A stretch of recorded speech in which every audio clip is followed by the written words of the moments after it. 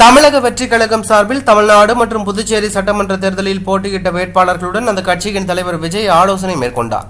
நாம் எல்லோரும் வெற்றி பெறுவோம் என்கின்ற நம்பிக்கை தனக்கு உள்ளது என தமிழக வெற்றிக் கழகத்தின் தலைவர் விஜய் வேட்பாளர்களுடனான ஆலோசனை கூட்டத்தில் பேசியுள்ளார். மேலும் எல்லோரும் நம்பிக்கையுடன் முடிவுகளை நோக்கி காத்திருங்கள், தேர்தலில் வெற்றி பெற்றவுடன் பனையூர் வாருங்கள், உங்களுக்காக நான் இங்கு காத்திருப்பேன், வாக்கு எண்ணிக்கையின் போது கவனமாக இருக்க வேண்டும், இரவு எந்நேரமானாலும் பனையூருக்கு வந்துவிட வேண்டும்.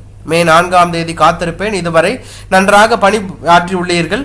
மே 4ஆம் தேதி வாக்கு எண்ணிக்கையின் போது கவனமாக இருங்கள், வெற்றி பெறும் வேட்பாளர்கள் வேறு எங்கும் செல்லக்கூடாது என்று அவர் கூறியுள்ளது பரபரப்பையும் அதிர்ச்சியும் ஏற்படுத்தி உள்ளது.